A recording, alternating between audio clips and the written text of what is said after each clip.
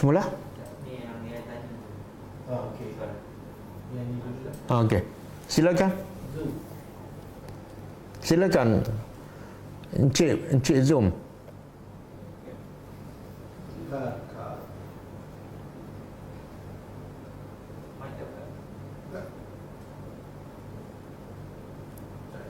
Silakan. Assalamualaikum Ustaz. Waalaikumsalam warahmatullahi. Pada tahun 2005 waktu karier saya tengah nak naik, saya tiba musibah.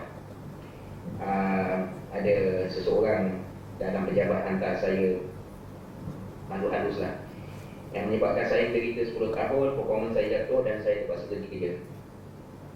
Saya anggap benda tu sebagai hibah, dan dari tempoh tu 2016 saya perbetulkan diri saya dekatkan diri dengan Tuhan, dan saya dapat peluang pergi haji 2016. Dan saya cuba mulakan hidup baru lah. Tapi setelah 15 tahun, tiba-tiba kekesalan tu datang balik. Apa yang berlaku di 2005 dulu. Saya rasa masalah saya ni lebih kepada psikologi lah kot. Walaupun keadaan saya mungkin baik sikit daripada dulu. Sebab dulu sebelum saya kena musibah tu, saya tak pernah semayang, tak pernah apa. Tapi kejadian tu mendekatkan diri saya dengan Tuhan dalam tempoh saya berubah tu lah. Jadi kekesalan yang datang sekarang ni, saya tak tahu dia ujian ke apa ke, yang menyebabkan saya kadang-kadang rasa solat saya dan ibadah saya tak tengah. Kesal atas apa tu?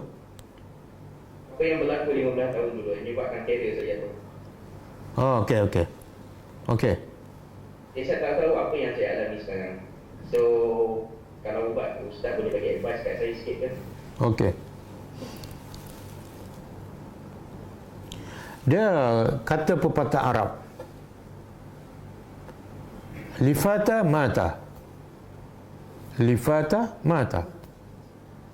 Faham? Faham? Tak faham. Lifata mata, bagi apa yang fata telah lepas, mata telah mati. Makna kalau benda telah mati, kalau kita kenal tak ada faedah, dia tak akan hidup. Macam kita ingat pada orang matikan, ada faedah tak? Mustahil dia akan hidup balik. Jadi biarlah dia, anggaplah dia telah mati dan fikir benda yang akan datang. Satu. Yang kedua, Islam mengajar kita sentiasa berfikir positif. Jangan fikir negatif. Sebab tu ulama kata, kalau kita ingat apa yang berlaku yang lepas, mendorong kita untuk menjadi lebih baik, maka silakan ingat. Tapi kalau kita ingat kesilapan kita, kelemahan kita, apa yang berlaku yang lepas, menyebabkan kita lemah semangat, haram kita ingat benda yang lepas tu.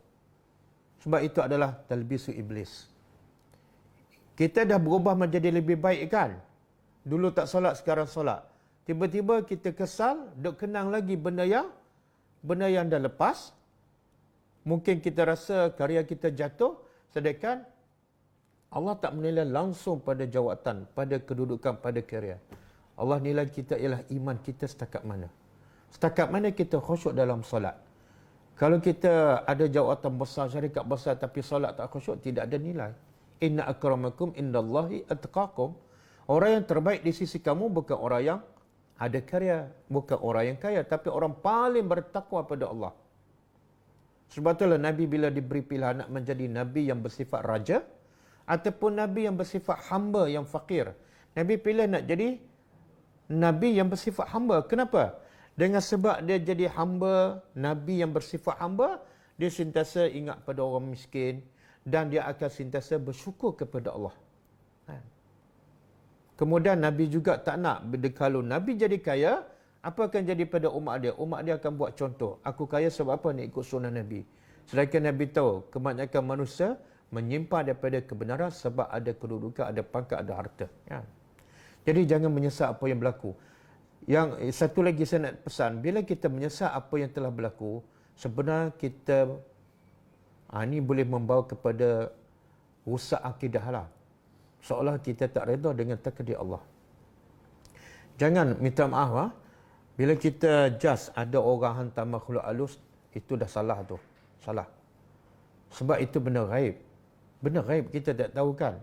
Mungkin andaian kita. Hatta kalau ada bukti sekalipun, patut kita buat apa? yang terbaik bagi orang beriman. Maafkan. Sebab itulah Nabi bila disihir, Nabi tahu tak siapa yang menyihirkannya? Nabi tahu. Bila malaikat tanya, nak tak kami balas balik? Nabi kata, tak payah. Itulah rahmat Nabi. Rahmat Nabi nak bagi tahu yang terbaik ialah kita maafkan. Sebab bila kita boleh maafkan orang, kita semakin dekat dengan rahmat Allah. Kalau hati kita rahmat pada orang, maka kita akan semakin dekat dengan rahmat Allah. Nabi kata apa? Irhamu man fil ardi, yarhamukum man fis sama. Rahmatilah kamu kepada orang di atas muka bumi, nescaya Allah akan rahmati kamu. Jadi bila kita rasa tak tenang, bukan sebab cerita lama ni, tapi sebab masalah kita dengan Allah. Hubungan kita dengan Allah. Hubungan kita dengan Al-Quran. Yang lepas-lepas. Kalau kita menyesal benda yang lepas, kita membuang masa. Fikir yang akan datang, sebab kita nak mati bila-bila masa. Sebab tu saya baca hadis tadi, Nabi kata apa? Innamal a'malu bil khawatim. Sesungguhnya amalan yang dikira, yang dekat mati tu bukan masa karya kita memuncak, tak.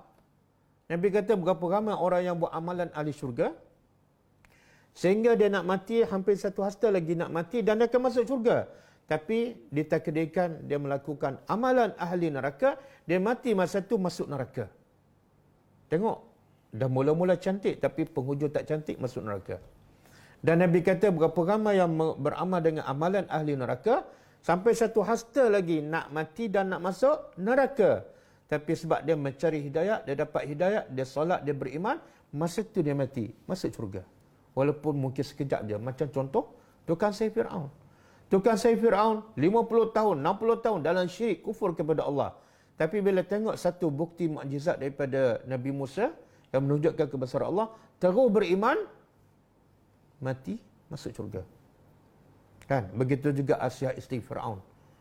Asyah isteri Fir'aun masa kemuncak jadi isteri pertama kerajaan Raja Mesir, Fir'aun. Tapi bila masa iman, semua dia tak nak. Sebab itu menyesatkannya dan tak membahagiakannya. Walaupun dia diseksa, tapi dia nampak syurga dan Allah janjikan syurga kepadanya. Jadi saya nasihatkan, pertama, lupakan yang lepas. Jangan fikir. Kalau kita ingat tu menyebabkan hati kita lagi tak tenang, anggap itu adalah tipu daya syaitan. Jangan layan.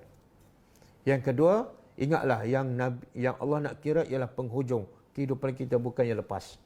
Allah tak akan nilai yang lepas kalau di hujung kita tak cantik.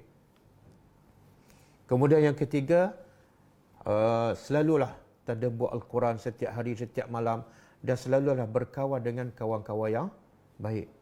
Kadang-kadang kawan-kawan yang cintakan dunia, dia selalu menghasut kita kepada apa? Nak kejar dunia.